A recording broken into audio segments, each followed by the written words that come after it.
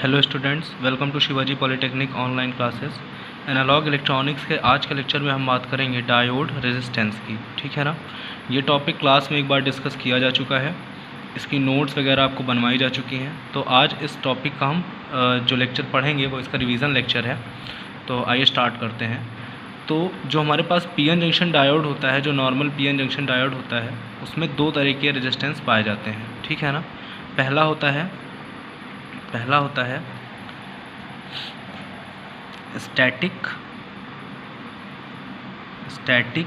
या DC resistance,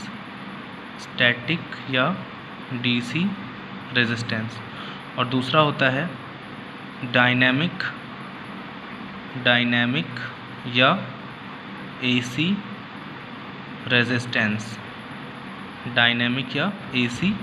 resistance. देखिए, diode में ये जो दोनों रेजिस्टेंस पाए जाते हैं, ये सर्किट में दी जाने वाली सप्लाई पे डिपेंड करते हैं। सपोज़ करिए हमने डायोड को किसी ऐसे सर्किट में कनेक्ट किया जहाँ पर डीसी सप्लाई दी जा रही है, तब डायोड में जो रेजिस्टेंस उत्पन्न होगा वो कैसा होगा, वो डीसी रेजिस्टेंस या स्टैटिक रेजिस्टेंस कहलाएगा। लेकिन अगर हमने डायोड को किसी ऐसे सर्किट में कनेक्ट किया जहाँ पे एसी सप्लाई दी जा रही है, तब डायोड में उत्पन्न होने वाला रेजिस्टेंस डायनेमिक या एसी रेजिस्टेंस कहलाएगा। ठीक है ना। तो इस तरह से ये दो टाइप होते हैं रेजिस्टेंस के किसी भी डायोड में। अब अगर हम डायोड को फॉरवर्ड बायस में कनेक्ट करते हैं तो उसकी जो वीआई कैरेक्टरिस्टिक होगी वो कुछ इस तरह की होगी। वीआई कैरेक्टरिस्टिक आप लोग समझ चुके होंगे कैसे बनाई जाती है, कई बार बताया जा चुका है आप लोगों को। कुछ इस तरह से वीआई कैरेक्टरिस्टिक हम बनाते हैं किसी भी डायोड की। वाई एक्सिस पे करंट को लेते हैं और एक्स एक्सिस पे वोल्टेज को लेते हैं, और इन दोनों के बीच में जो ग्राफ बनता है उसे ही हम वीआई कैरेक्टरिस्टिक ऑफ डायोड बोलते हैं। ठीक है ना। मान लीजिए किसी भी डायोड को हमने जब फॉरवर्ड बायस में कनेक्ट किया तो उसकी वीआई कैरेक्टरिस्टिक कुछ इस तरह से बनेगी उसकी वीआई कैरेक्टरिस्टिक। ठीक। तो यहाँ पे अभी हम बात करेंगे फर्स्ट टाइप की रेजिस्टेंस की, जिसका नाम है स्टैटिक या डीसी रेजिस्टेंस। तो फर्स्ट टाइप का जो रेजिस्टेंस है हमारा वो है स्टैटिक या डीसी रेजिस्टेंस। तो इसको हम लिख लेते हैं स्टैटिक रेजिस्टेंस। एग्ज़ाम में जब पूछा जाएगा तो इसका नाम स्टैटिक रेजिस्टेंस ही यूज़ होता है ज़्यादातर। आपको एग्ज़ाम में पूछा जाएगा कि स्टैटिक रेजिस्टेंस पे टिप्पणी लिखिए या शॉर्ट नोट्स लिखिए। ठीक है ना। तो जो मेन बात होती है, कोई भी रेजिस्टेंस है उसका जो वैल्यू होता है वो वोल्टेज और करंट के रेशियो के बराबर होता है। ठीक है ना। अगर हम डीसी रेजिस्टेंस की बात कर रहे हैं तो डीसी रेजिस्टेंस को आरडी से डिनोट करते हैं। तो मान लेते हैं कि इस डायोड में अगर हमें इस बिंदु पर यहाँ पर हमें रेजिस्टेंस की वैल्यू निकालनी है, और जो डायोड है इसको किसी ऐसी सर्किट में कनेक्ट किया गया है जहाँ पर डीसी सप्लाई दी जा रही है, और अगर इस बिंदु पर जो इसका डीसी करंट है अगर वो आईडी के बराबर है, और यहाँ पे जो इसका डीसी वोल्टेज है वो वीडी के बराबर है, तो इसका जो डीसी रेजिस्टेंस आरडी होगा वो हो जाएगा वीडी अपॉन आईडी के इक्वल हो जाएगा। अब अगर इस रिलेशन को आप ध्यान से देखें तो यहाँ पे इस रिलेशन को हम ऐसे भी लिख सकते हैं कि आरडी जो है या आईडी जो है वो आरडी से इन्वर्सनली प्रोपोर्शनल है, व्युत्क्रमानुपाती है। यानी कि अगर डीसी करंट का मान बढ़ाते हैं तो जो आरडी है उसका मान घट जाएगा, यानी जो डीसी रेजिस्टेंस है या जो स्टैटिक रेजिस्टेंस है उसका मान घट जाएगा। अगर हम आरडी यानी कि आईडी यानी कि जो हमारा करंट है, डीसी करंट है, अगर उसका मान हम बढ़ाते हैं तो जो स्टैटिक रेजिस्टेंस है उसका मान घट जाएगा। ठीक। तो अगर हम यहाँ पे ग्राफ को देखें तो यहाँ ग्राफ पे जैसे ये पॉइंट क्या कहलाता है, ये पॉइंट नी वोल्टेज कहलाता है। यानी कि डायोड जो होता है उसमें तुरंत तो करंट फ्लो होने नहीं लगती है, यानी जब इनपुट वोल्टेज का मान एक निश्चित वैल्यू तक पहुंच जाता है तो उसके बाद उसमें करंट फ्लो होनी स्टार्ट होती है, और वो जो निश्चित वैल्यू होती है उसको हम क्या बोलते हैं, उसको हम बोलते हैं नी वोल्टेज।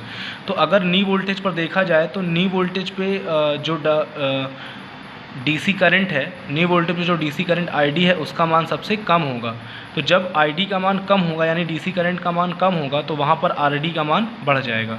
यानी कि नी वोल्टेज पे यानी कि नी पॉइंट पे जो स्टैटिक रेजिस्टेंस है यानी कि जो डीसी रेजिस्टेंस है उसका मान अधिकतम होता है, क्योंकि वहाँ पर जो डीसी करंट है उसका मान न्यूनतम होगा।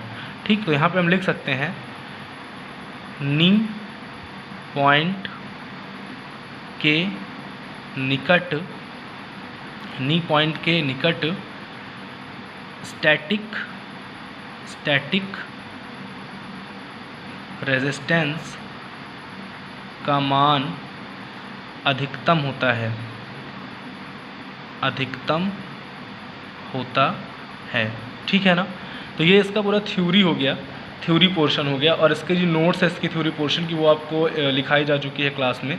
और अगर फिर भी आपको इसके थ्योरी पोर्शन की नोट्स चाहिए तो आप कमेंट करके बोल दीजिएगा, मैं आपको नोट्स बना के प्रोवाइड करा दूंगा ऑनलाइन। ठीक। अब इस पर एक न्यूमेरिकल देख लेते हैं, क्योंकि इस पर कभी कभी न्यूमेरिकल्स भी पूछ लिए जाते हैं एग्जाम में। जैसे कि यहाँ पे क्वेश्चन है डिटरमाइन डीसी रेजिस्टेंस या डायनेमिक रेजिस्टेंस ज्ञात करो। ठीक। यहाँ पे 3 वैल्यूज़ दी गई हैं, ID बराबर 20 मिली एम्पियर, ID बराबर 2 मिली एम्पियर और VD बराबर -10 वोल्ट। और यहाँ पे एक डायग्राम दिया गया है, यानी VI कैरेक्टरिस्टिक बनाई गई है, जहाँ पर इन सारी वैल्यूज़ को दिखाया गया है। ठीक। तो यहाँ पे हम देख रहे हैं, जब यहाँ पे करंट का मान मिली एम्पियर में लिया गया है वाई एक्सिस पे, और एक्स एक्सिस पे वोल्टेज का मान वोल्ट्स में लिया गया है। तो यहाँ पर हम देख रहे हैं कि जब करंट का मान 20 मिली एम्पियर है तो उस समय वोल्टेज का मान 0.8 वोल्ट है। जब करंट का मान 2 मिली एम्पियर है तब वोल्टेज का मान 0.5 वोल्ट्स है। जब वोल्टेज -10 वोल्ट है, यानी वो रिवर्स बायस में है, तो उस समय 1 माइक्रो एम्पियर की कांस्टेंट करंट फ्लो हो रही है। तो इतनी चीज़ें हमें दी गई हैं, और हमें इन तीनों में जो इसका स्टैटिक रेजिस्टेंस है, सॉरी यहाँ पे स्टैटिक रेजिस्टेंस होगा, स्टैटिक रेजिस्टेंस, इसका जो स्टैटिक रेजिस्टेंस है उसकी वैल्यू हमें फाइंड आउट करनी है। ठीक है ना। तो स्टैटिक रेजिस्टेंस की वैल्यू हमें फाइंड आउट करनी है, तो आइए देखते हैं कैसे फाइंड आउट करेंगे। पहले केस में हमें दिया गया है ID बराबर 20 मिली एम्पियर। तो जैसा कि हम जानते हैं स्टैटिक रेजिस्टेंस या DC रेजिस्टेंस RD बराबर होता है VD अपॉन ID। ठीक। VD का मान दिया गया है 0.8 वोल्ट्स, और जो ID है उसका मान मिली एम्पियर में है। अगर इसको एम्पियर में कन्वर्ट करेंगे तो 20 × 10⁻³ एम्पियर हो जाएगा इसका मान। ठीक।